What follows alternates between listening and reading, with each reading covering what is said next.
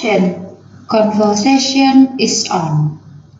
Ya, halo semuanya. Sekarang kita bersama dengan saudara Himawan Teguh Pambudi. Oke, halo Him, gimana kabar? Baik, Pak. Ya, sebelum kita bicara mengenai apa yang akan kita bicarakan, nanti saya akan sebutin gitu ya. Him, ada satu hal yang sangat menarik dari salah satu prestasimu, Him. Wah, prestasi apa nih? Kamu ingat gak bahwa kamu pernah juara satu karya tulis ilmiah teologi di Indonesia? Kok kan juara satu? Iya, juara satu nih. Tulisannya di Google juara satu nih. Kayaknya juara dua waktu itu, Pak. Oh, salah Google. Salah berarti Google-nya itu. Juara satu ini tulisannya. Ngaku-ngaku itu. Oke. Nah, karena ini mengenai tulisanmu adalah mengenai tulisan ilmiah teologi, ya mungkin ada sangkut pautnya nggak dengan kita saat ini bahwa kita akan membahas mengenai digital minimalism. Oh, apa namanya tulisannya ya? Ya, yang kita bahas sekarang. Nah, aku sih sempat baca digital minimalism.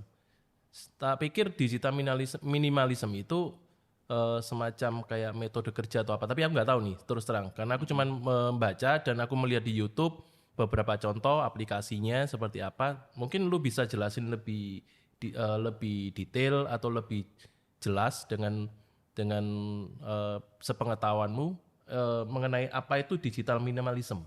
Oke, jadi digital minimalism itu bukan sekedar metode, bukan sekedar cara, tapi digital minimalism itu sebenarnya ada sebuah filosofi, sebuah cara pandang gitu.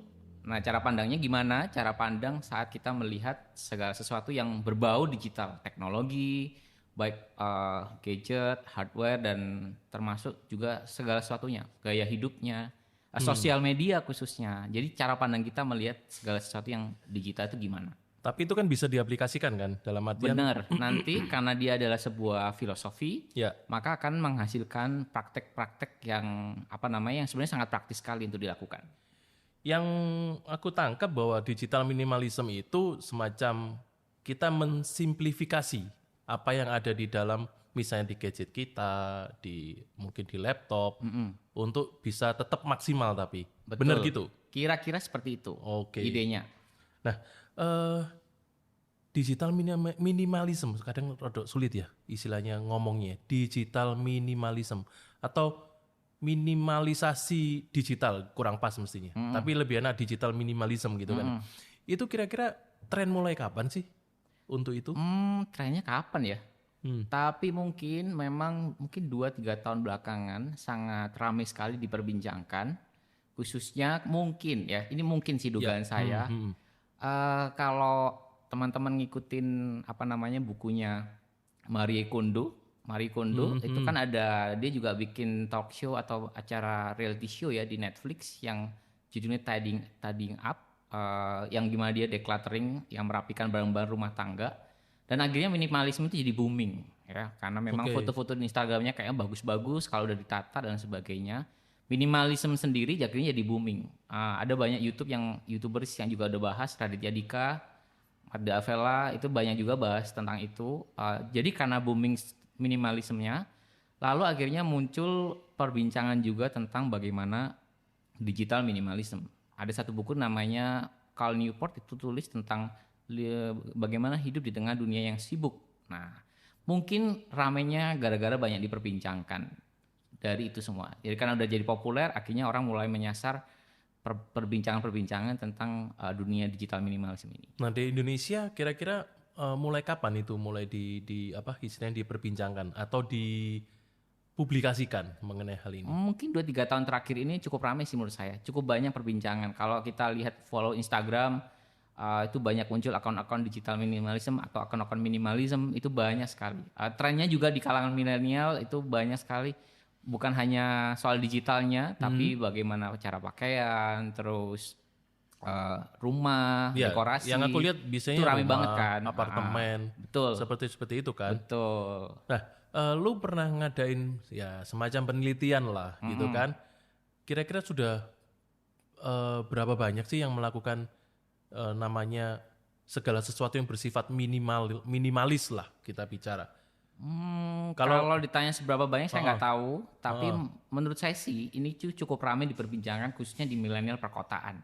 Yang kalau zaman dulu kita seolah-olah punya banyak hal itu kan rasanya pencapaian tertentu ya. Nah sekarang justru punya banyak hal itu jadi sebuah noise, keberatan ya. Dan juga apalagi di zaman sekarang karena kita ngomongin digital minimalism, dunia digital itu noise-nya juga banyak sekali. Pengaruhnya, gaya hidupnya di dunia digital itu cukup banyak pengaruhnya. Khususnya yang paling berpengaruh kan karena milenial memang hidupnya ya di dunia digital. Atau karena memang ritmenya serba cepat, Betul kompetisi juga. yang tinggi, Benar. menuntut efisiensi, efektivitas Betul. gitu Itu ya. juga bisa juga sih. Oke. Nah, sekarang kamu bisa kasih contoh nggak? Misalnya, ini kita punya nih, aku punya gadget nih, lalu punya laptop, lu punya apa itu iPad atau lu juga punya HP. Contoh kalau kita ngomong digital minimalism dalam kehidupan kita, lu sudah nerapin nggak sih sebetulnya? Oke. Kalau contohnya, mungkin kita mulai dulu dengan ini ya. Kenapa sih kita melakukan itu? Oke. Yang pasti karena teknologi itu kita sadar bahwa teknologi baik digital segala sesuatunya itu punya efek yang positif, tentu banyak juga, tetapi punya banyak juga dimensi-dimensi negatif yang perlu kita perhatiin. Nah, khususnya apa? Ada banyak noise-nya. Noise-nya itu kita itu mudah ikut-ikutan dengan orang lain kan. Orang lain lagi rame nonton La Casa de Papel, nonton nggak Pak Teguh? Enggak. Wah itu lagi rame banget kan. Wah kalau nggak nonton itu di Netflix. Di Netflix Money Heist judulnya. Nah itu kan Aku tahu. Nah kalau nggak ikut nonton, wah kita gimana nih? Ya, Cuman tahu doang ya. Cuman aku nggak nonton. itu kan 4 season ya, berjam-jam itu nontonnya. Kalau nggak ngikutin gimana? Kan jadi ada ketakutan nggak ikut dalam perbincangan. Waktu orang rame beberapa mungkin tahun lalu ya Game of Thrones ya. Wah itu kan semua pada nonton. Kalau saya nggak ikutan gimana nih? Kan kayak ketinggalan perbincangan. Nggak ikut posting di Instagram kalau lagi nonton. Wah itu kan kayak ketinggalan. Jadi karena ada perasaan itu, menurut saya nggak semuanya harus diikutin. Menurut saya nggak semuanya harus diinstal di handphone kita. Menurut saya nggak semuanya itu bisa mengefektifkan dan mengoptimalkan kehidupan kita.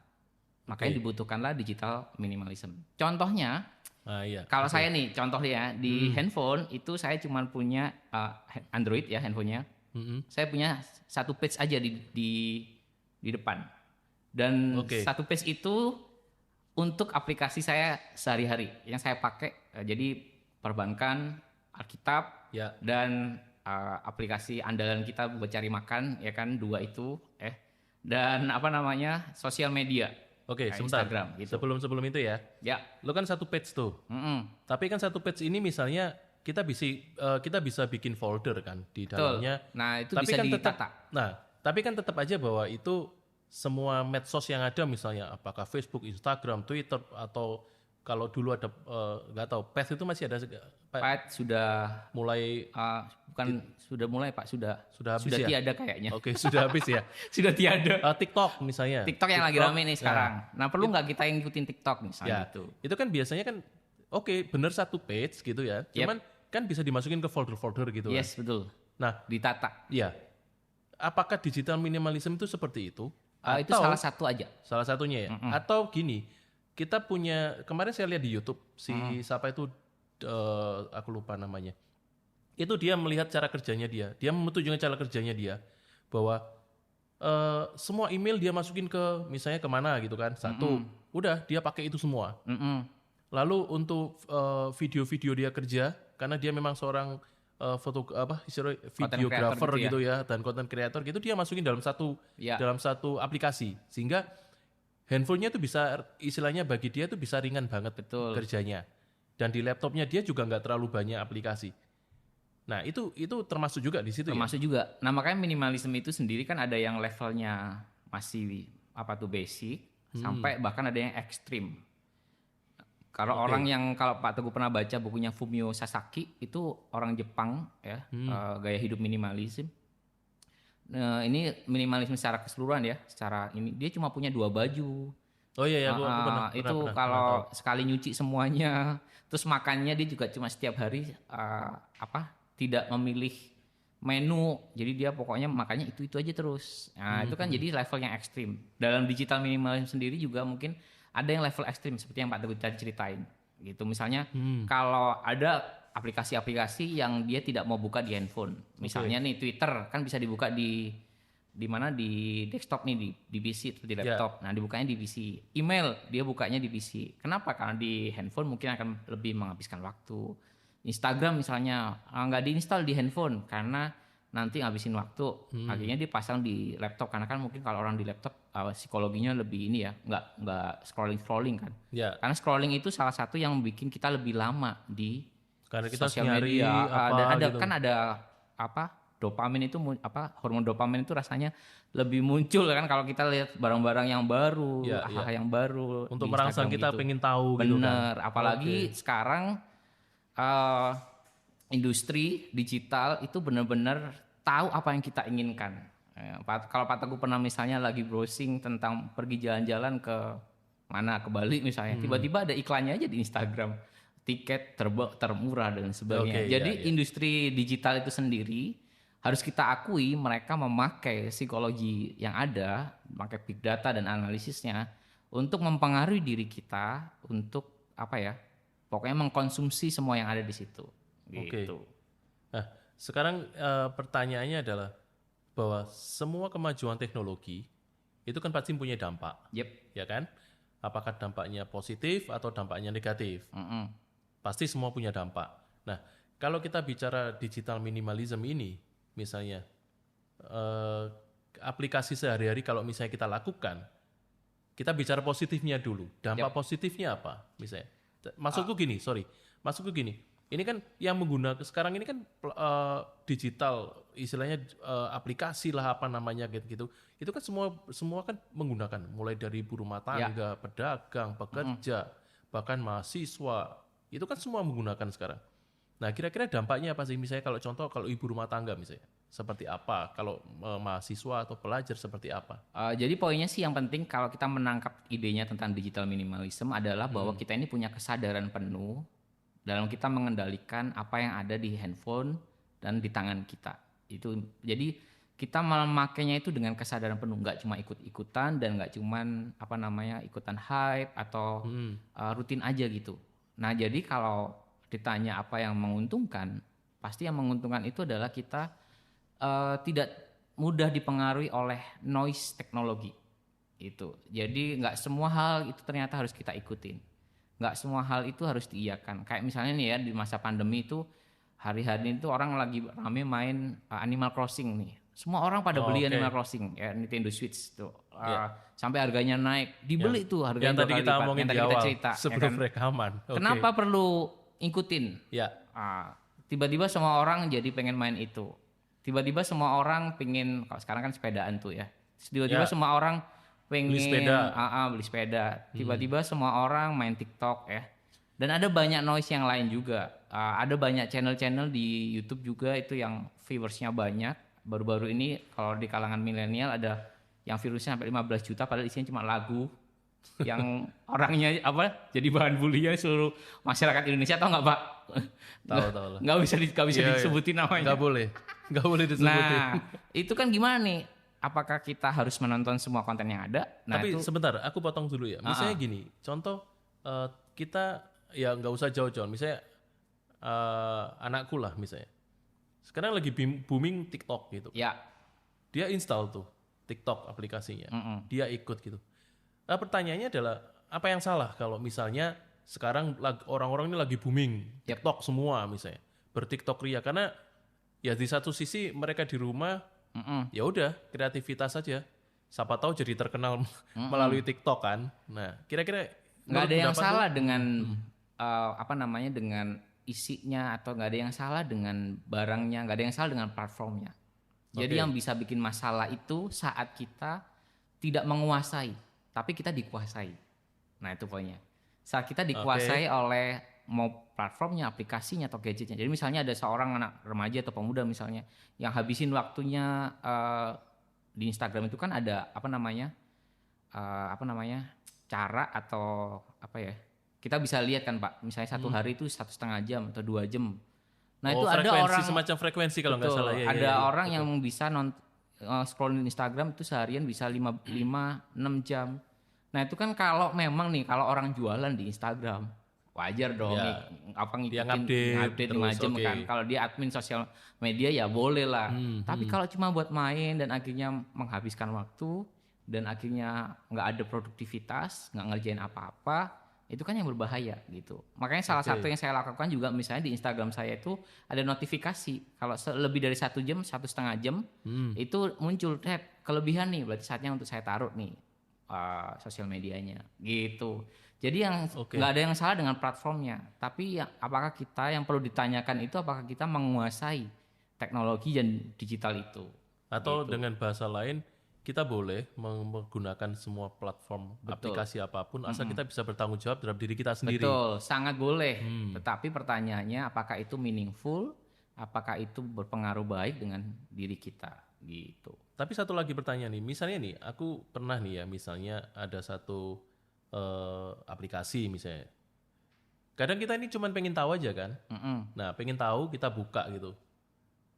Nggak terlalu ngefek gitu atau nggak terlalu berguna deh. Ya udah tak tutup gitu kan. Ya, Eh, pengertian yang lu tadi katakan bahwa kita jangan sampai dikuasai atau jangan sampai istilahnya kecanduan gitu, addicted gitu ya. Dengan hal itu ya kita mesti harus tahu ini berguna. nah ada kesadaran itu. Ya, ini berguna enggak atau tapi kalau misalnya lu mau sekedar lihat ya nggak apa-apa sekedar lihat. Tapi setelah itu lu tanya, ini berguna enggak? Kalau nggak berguna ya udah tutup aja segera gitu. Kalau pengen tahu lihat-lihat aja udah selesai Nah gitu. mungkin gini Pak, yang membedakan itu khususnya bagi teman-teman yang memang besar lahir di dunia digital. Itu mungkin agak lain dibandingkan mungkin kita yang lebih senior ya, yang Ya. bukan native Pak, yang orang asing gitu kan di dunia digital. Yang kita teknologi ini muncul di saat kita udah dewasa, udah bisa mengendalikan diri kita, ya kan, udah terlatih di dunia nyata. Nah itu lain dengan teman-teman yang lebih muda yang mungkin lahirnya di situ, jadi mereka ya dunianya di situ, gitu. Kalau dulu kita masih ada main kelereng kan, nah Ya. ini nggak ada, mereka mainnya sekarang di ketemuan mabarnya kan di PUBG gitu. Nah, berarti yang kita tadi bicarakan di awal bahwa digital minimalism itu ada dua sebetulnya ya. Yang pertama kita coba simplify aplikasi-aplikasi apa maupun istilahnya apa ya, mengorganisasi aplikasi yang ada di gadget kita masing-masing. Gitu Itu ya. salah satu wujudnya aja. Ya, salah satu ya. Yang pertama itu, yang kedua jangan sampai kita ini apa ya istilahnya kecanduan deh kepada aplikasi yang ada gitu kan. Atau kecanduan pokoknya pada semua produk digital gitu. Gitu ya. Jadi ada dua hal gitu ya sebetulnya dari sisi aplikasinya sendiri. Kalau bagaimana mama-mama itu mungkin kecanduannya sama Drakor, nonton Netflix. drakor, nama nontonin itu Pak. Nyebutnya gimana ya? Toko yang oranye-oranye itu yang ada flash deal-nya. Oh iya, ya toko Itu online kan lah. TikTok itu kan selalu suka gitu kan. Iya, Wah ada flash deal, right? Jadi semua beli terus. Dia muncul terus paket Ya, datang ke rumah kan. ada iklan di dalam situ. Betul. Nah iklan itu kan toko mempengaruhi online juga. sih. Betul. Oke. Nah, Him, sekarang kita masuk lebih dalam nih. Yap. Misalnya, kalau kita nggak menerapkan digital minimalism, istilahnya, atau apakah kita ini free aja dengan apa yang ada di gadget kita atau apapun gitu ya? Ada nggak sih sebetulnya pengaruh di dalam tubuh kita atau secara mental, psikis itu seperti apa sih?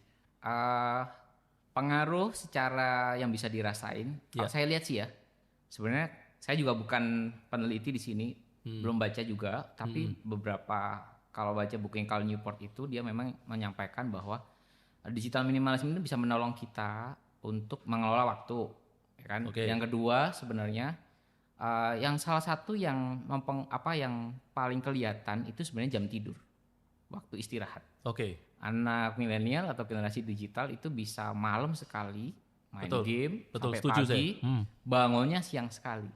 Ya, setuju. Nah, aku itu. padahal pola tidur seperti itu tidak sesuai dengan dinamika fisik kita kan. Jangankan anak-anak, Betul. mama-mama aja bisa itu. Ya nonton Terpengaruh drakor, kan? nonton drakor dan kawan-kawannya itu Drakor. kan bisa terus. Iya. Apalagi kan kalau dulu kita nonton serial televisi kan nunggu 1 minggu setelahnya kan atau besok Iya, kan. serinya Kalau sekarang ditunggu. tinggal skip intro, cetet gitu udah langsung. Iya, betul. Jadi Dengan- terus-terusan betul. akhirnya secara fisik kita pasti lelah, mata tuh juga pasti lelah. Saya nggak tahu, kayaknya orang pakai kacamata jadi lebih banyak kan, nggak tahu deh, kayaknya ya Bisa jadi. bisa jadi tuh. Kalau yang usia-usia menengah gitu, Terus mata positif lebih cepat. salah satu pengaruhnya juga mungkin konsentrasi sih. Jadi karena Sebentar, konsentrasi maksudnya? mm, Sorry, tak potong gini. Sorry, aku potong lagi ya. Kalau konsentrasi misalnya nih, kalau kita nonton suatu ya ngomong drakor gitu atau film seri lah, itu kan kita konsentrasi di situ betul, kan. maksudnya Kita nonton konsentrasi itunya. nonton aja itu, nonton itu sih iya bener. Oke. Tetapi karena ini sih ngomongin tentang sosial media sih. Ya. Jadi kalau karena konten itu bisa cepat. Nah itu kan kalau drakor itu orang kenapa bisa fokus? Karena kontennya menarik pak. Karena ceritanya wah syahdu terus bikin apa namanya baper kan. Ya. Nah kalau konten-konten yang nggak menarik itu akan di skip dengan cepat. Artinya fokus kita itu generasi ini digital ini fokusnya itu lebih pendek-pendek. Jadi konten-konten di YouTube itu kan pendek-pendek ya, yang lebih favorit itu 15 menit maksimal. Kalau panjang itu berarti dia istimewa sekali atau sangat kontroversial atau yang sangat Oke. ini Sehingga sekali bisa gitu. memancing Benar. orang untuk lihat terus Betul. gitu ya. Apalagi misalnya Instagram nih, kita kalau nggak suka sama kontennya atau nggak suka sama story orang di ini aja. Skip. Kalau nggak suka sama orangnya di mute aja. Kalau nggak suka sama orangnya di unfollow aja. Jadi ada sebuah dinamika di mana itu menjadi sebuah kebiasaan dalam kehidupan kita gitu. Oke. Lebih cepat sekalian. Iya. Nah, tadi kan aku ngomong juga bahwa digital minimalism ini kan banyak pengaruh kan di mana-mana di segala sektor. Sekarang kalau kita bicara di dalam pelayanan gereja, penerapan ini berefek kemana nih untuk Kalau digital kehidupan minimalism? gereja, kalau menurut saya sih ya, kehidupan gereja sebenarnya mungkin arahnya itu lebih ke spiritualitas kita sebagai spiritualitas personal kita sebagai seorang murid Yesus. Oke. Sebagai seorang Kristus, sebagai seorang pengikut Yesus, ada satu buku yang ditulis oleh Craig Groeschel, pendeta. Dia nulis buku judulnya Struggles. Struggles, ada 7, saya agak lupa, ada 7 pergumulan-pergumulan orang Kristen di dunia digital, khususnya di sosial media. Banyak orang Kristen merasa tidak cukup dengan dirinya. Banyak orang Kristen merasa pengen punya lebih banyak lagi. Banyak orang Kristen merasa memperbandingkan dirinya dengan orang lain. Kalau di sosial media, orang lain liburannya ke Prancis, ke Australia, aku kok cuma ke Tretes, nah gitu kan. Ya kan sekarang lebih mudah memperbandingkan. Nah kalau dulu kan orang memperbandingkan sama tetangganya, sekarang anak remaja bandinginnya sama artis-artis, sama selebgram. Wah selebgram kok mukanya bagus dan sebagainya. Mereka nggak tahu modalnya berapa kan, skincare-nya gitu. Jadi digital minimalism ini menurut saya itu sebenarnya Tuhan Yesus ngajarin dalam bentuk kita kalau orang Kristen itu punya tradisi dan disiplin rohani namanya simplicity, spiritualitas kesederhanaan. Oke. Tuhan Yesus kan pernah ngajarin misalnya dimanapun hartamu berada, di situ hatimu berada gitu kan. Tuhan Yesus, Rasul Paulus misalnya juga di Perjanjian Baru banyak ngomongin nggak semuanya itu baik, semuanya boleh, tapi apakah segala sesuatunya berguna ya kan? Di Filipi itu. Betul. Nah itu kan menjadi sebuah panduan bagi kita. Atau satu lagi Tuhan Yesus kalau lu soal permintaan, soal beriman, contoh seperti anak kecil nih, itu kan simple banget gitu kan. Jadi intinya sih kalau menurut saya digital minimalism ini sebenarnya sudah diajarkan Tuhan Yesus berapa ribuan tahun yang lalu dalam sebuah disiplin rohani yang namanya simplicity, bahwa kita ini nggak harus memiliki segala sesuatu, bahwa Tuhan itu merindukan anak-anaknya untuk hidup kita ini nggak bicara tentang kepemilikan, hidup kita ini bicara tentang apa yang kita berikan kepada Tuhan dan kepada sesama kita gitu. Oke. Itu secara istilahnya kan secara personal ya. Betul, dalam artian personal. tanggung jawab kita terhadap kemajuan zaman ini. Betul. Apakah ini sesuai dengan apa yang Tuhan inginkan kan dalam hidup kita. Nah sekarang kalau kita bicara lebih luas lagi, misalnya pengaruh semua ini, gadget ini dan sebagainya dengan berbagai aplikasi yang ada. Contoh kayak gereja kita lah, di masa pandemik ini gitu kan. Itu kan banyak platform istilahnya platform pelayanan kalau aku ngomong ya. Itu baru kan. Kita sering podcast kan gitu kan di audio. Terus sekarang ini salah satu dampak juga sebetulnya. Lalu kebaktian live streaming. Lalu ada juga nanti fellowship online dan sebagainya. Nah, untuk mensimplify ini gitu supaya pelayanan ini menjadi apa ya, menjadi lebih efektif, lebih efisien, tetapi menjangkau banyak orang, menjadi berkat bagi jemaat. Nah, dampak dari digital minimalism itu apa sih sebetulnya? Nah, jadi kalau menurut saya sih digital minimalism itu menolong kita untuk selalu bertanya, kenapa saya melakukan ini? Oke. Kenapa seluruh proses kreatif yang misalnya kalau kita bikin podcast ini, kenapa saya bikin beginian? Apakah latah atau karena memang butuh? Gitu. Oke. Lalu kemudian akan membuat kita bertanya, kenapa kita bikin ini? Terus kemudian buat siapa saya bikin ini? Jadi akan lebih memfokuskan bahwa semua yang kita buat, platform-platform digital yang ada itu akan kita buat dengan sebuah kesadaran penuh. Sama seperti pelayanan-pelayanan kita yang real, yang nyata, ya, yang di dunia nyata, ya misalnya diakonia dan lain sebagainya. Kan kita selalu bertanya itu, kenapa? Buat siapa? Untuk apa? Apakah Tuhan senang dengan ini semua? Nah, gitu Pak. Jadi digital minimalism ini akan menolong kita untuk selalu punya kesadaran yang penuh. Itu poinnya. Jadi kalau orang tidak sadar penuh, kan orang akan ikut-ikutan. Pokoknya bikin aja. Pokoknya apa namanya ada aja. Tapi dia nggak pernah memikirkan secara utuh, secara serius, gitu. Dan bergumul di hadapan Tuhan. Kenapa ya? Buat apa ya? Gitu. Oke. Jadi istilahnya kita pelayanan di dalam gereja ini coba kita berpikir bahwa tanggung jawab pelayanan ini untuk siapa sih sebetulnya? Betul. Itu Buat yang pertama. Nah, buat apa nantinya? Bisa nggak ini jadi berkat atau enggak bagi sesama gitu kan? Oke. Karena kan digital minimalism itu bicara tentang fokus. Nah, Tuhan Yesus sendiri ngajarin kita tentang fokus. Intinya kan? itu ya, Betul, bicara dalam fokus hidupnya. ya. Betul. Kan kalau Matius 6 ayat 22 ayat berapa ya? Yang ngomongin tentang kekhawatiran. Matius 6 ayat 33 carilah dulu kerajaan Allah dan kebenarannya. Itu kan bicara tentang fokus. Ya, Tuhan Yesus ngajarin tentang fokus.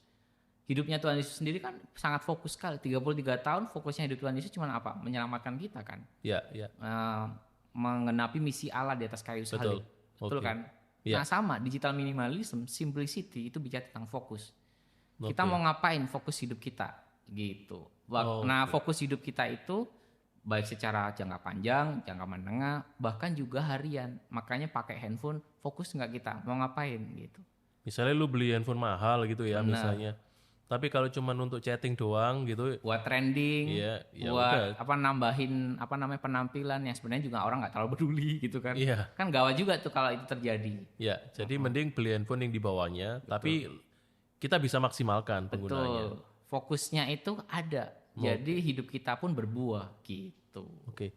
Nah, Im, mungkin ini pertanyaan selanjutnya karena kita juga istilahnya viewer kita ini juga banyak anak-anak pemuda, anak-anak remaja. Nah, kira-kira saran kamu apa sih untuk ke depan dalam artian supaya kita ini istilahnya hidup kita ini lebih tertata dengan adanya berbagai kemajuan teknologi saat ini? Yang pasti adalah punyailah sebuah kesadaran, ya, mindfulness saat melakukan sesuatu, nonton Netflix berjam-jam, main game berjam-jam, punyalah kesadaran bahwa buat apa ini semua? Apakah itu menambahi makna dalam hidupku? Kalau main game berjam-jam tapi akhirnya dia jadi gamers profesional atau jadi sebuah pembuat game yang keren gitu kan, it's okay gitu. Tetapi kalau cuman hanya ternyata itu adalah pelarian dari kecanduan tertentu, pelarian dari masalah hidup sehari-hari, dan akhirnya masalah hidup sehari-harinya nggak selesai, kan itu gawat tuh. Ada orang soalnya nonton konten berjam-jam karena sebenarnya dia nggak punya kekuatan untuk mikir masalah hidupnya. Pelariannya ke sana. Pelariannya nonton. Ada orang yang pelariannya nonton. Ada orang yang pelariannya main game. Ada orang yang pelariannya belanja kan. Ya. Sumpek stres tak belanja. Ketika belanja baru lagi seolah hormon dopaminnya kan nambah tuh. Wah seneng. Padahal masalah hidupnya selesai nggak? Enggak juga. Jadi kita perlu memiliki kesadaran itu. Dan kesadaran itu kita miliki kalau kita punya keterhubungan dengan Tuhan Yesus, ya kita terkoneksi dengan Dia, dengan dunia di dalam dunia digital ini kan menuntut kita untuk kreatif juga tuh. Bagaimana kita berrelasi dengan Tuhan dan menjadi saksi di tengah dunia digital. Termasuk gini Pak, waktu misalnya posting di sosial media, apakah semuanya boleh nih kita posting di sosial media? lagi berantem di posting, Oh, ya, atau ya, ya. lagi marah-marah sama orang di posting, dasar orang bla bla bla bla. Nah, Dengan kalimat yang nggak betul. pantas Apakah gitu ya. misalnya kita memamerkan barang-barang mewah yang kita beli atau makan yang enak yang kita beli, boleh nggak? Wah, saya sih sekarang mikir banget nih, kalau lagi makan nih, saya posting, ada orang mikir apa ya? Ah, gak usah posting lah, gitu kan. Akhirnya jadi milih-milih, gitu. Jadi kita punya kesadaran yang utuh dalam mengerjakan atau melakukan segala sesuatu di dunia digital ini. Ya, tapi Gitu. soal yang pamer ya, soal pamer nih, aku coba mau lihat gitu ya. Memang kadang aku melihat bahwa, oh ini misalnya kita lagi di sini misalnya kita Ya. posting ini misalnya, makanya tempat yang mewah misalnya gitu kan, atau ini sepatu yang kupunya misalnya, Betul. wih Air Max misalnya yang edisi yang apa gitu kan, mahal Air Jordan. banget. Ya misalnya kan ada yang Air Max 1 itu mahal banget gitu. Oke. Tapi kalau ditanya misalnya, aku ini nggak nunjukin sepatunya, aku nunjukin celananya gitu loh. Tapi yang ke-shoot sepatunya, ya itu motivasi orang tuh macam-macam gitu ya. Cuman kadang ada juga yang seperti ini. Misalnya, contoh deh, aku nih misalnya, oh ini pakai Mac misalnya. Ya, kita bukan untuk motivasinya bukan untuk pamer, tapi misalnya, oh untuk kerja misalnya. Karena memang aku butuh misalnya gitu ya, misal ini. Nah ini kita kan nggak akan tahu ya motivasi orang untuk memposting segala sesuatu. Betul. Di dalam aplikasi apapun kita nggak akan tahu motivasinya. Nah ini kira-kira nih, kalau orang melihatnya salah fokusnya nih, tiba-tiba kan bisa jadi salah arah juga. Betul nggak sih sebetulnya itu? Betul, bisa juga sih. Iya Bisa kan? juga sih.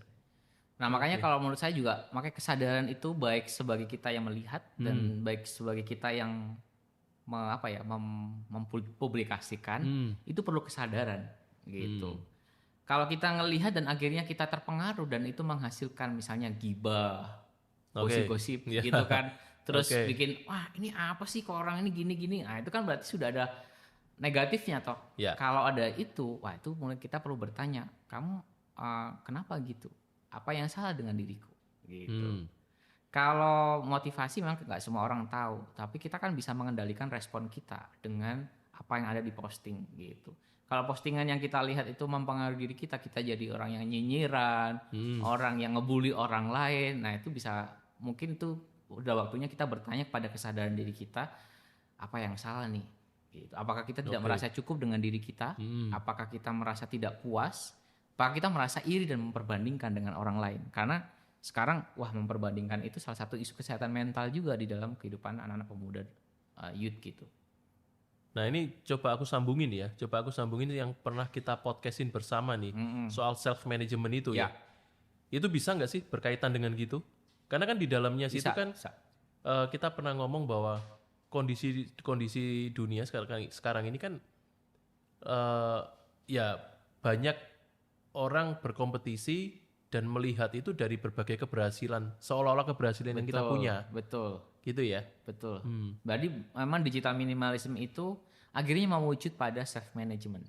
Bagaimana kita mengelola kehidupan kita dan mengelola waktu-waktu kita. Karena kan modal atau yang paling besar yang nggak bisa kembali lagi kan waktu ya. Ya. Gitu. Jadi sangat berpengaruh sekali, sangat ngefek sekali. Kalau kita punya kelola diri yang benar, maka seharusnya digital minimalism ini juga sadar atau nggak sadar bagian dari hidup kita. Oke. Yang pertama tadi kesadaran gitu ya. Yang kedua yang aku tangkap tadi, misalnya kita harus fokus nih. Betul ya. Ada lagi nggak kira-kira misalnya untuk istilahnya mengantisipasi yang pasti ini derasnya arus ini? Kalau kita tidak ikut tren, digital minimalism itu mengajarkan kalau kita nggak ikut tren atau ketinggalan, it's okay. Gak ada yang salah dengan itu. Karena ada istilah fear of missing out, FOMO. Itu kan banyak orang kalau nggak beli ini rasanya ada yang kurang nih.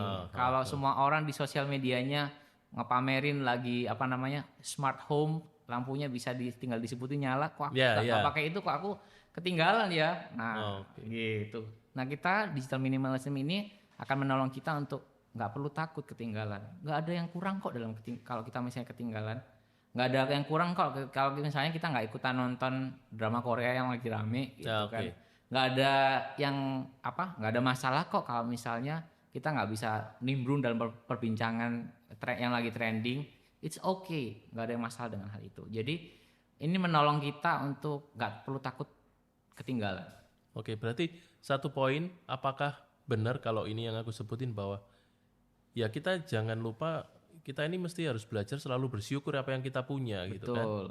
Kalau kita nggak bisa mengikuti tren yang A misalnya, ya nggak apa-apa sih sebetulnya. Kalau itu memang kita nggak perlu kan ngapain gitu kita ikut tren itu gitu kan ya. Benar juga kan? Betul juga. Jadi digital minimalism ini akan menolong nilai diri kita itu lebih sehat menurut saya ya. Oke. Identitas diri kita itu lebih sehat. Identitas kita tidak ditentukan oleh konten yang ada di luar diri kita, tapi identitas kita itu ditentukan oleh Tuhan yang menciptakan kita dengan istimewa dan dengan keunikannya. Ya, jadi notifikasi terbaik kita itu saya suka bilang ke teman-teman, notifikasi terbaik bagi kita di dunia digital itu bukan dari banyaknya likes atau bukan dari banyaknya subscriber di YouTube ya. Tapi dari suara Allah. Notifikasi terbaik itu adalah Tuhan yang melihat hidup kita itu sebenarnya istimewa tanpa ini semua. Oke. Gitu. Jadi identitas diri kita akan lebih sehat, lebih baik lah melihat segala sesuatu, lebih berhikmat dan bijaksana. Oke. Ya, thank you Him untuk semua yang udah kita bicarakan. Ya. Tapi nanti saya masih penasaran satu hal nih. Mengenai karya tulismu ya. Jadi mungkin nanti kita bisa omong-omongan nih sambil lu nanti inget-inget dulu lu nulisnya itu mengenai apa. Kita nanti bisa ketemu lagi gitu ya. Oke, saudara semua, semoga pembicaraan saya dengan Himawan ini bisa membuka wawasan baru dalam kita menghadapi berbagai banyak dengan deras aplikasi maupun gaya hidup lifestyle yang ada saat ini, khususnya juga bagi para kaum muda saat ini. Terima kasih, Tuhan memberkati. Cut. Conversation is off.